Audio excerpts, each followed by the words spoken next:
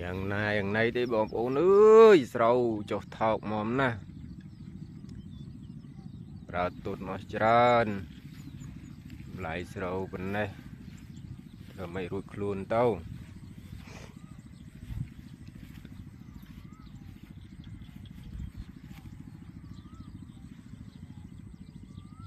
sầu bình về bình cao ô kêu bình đây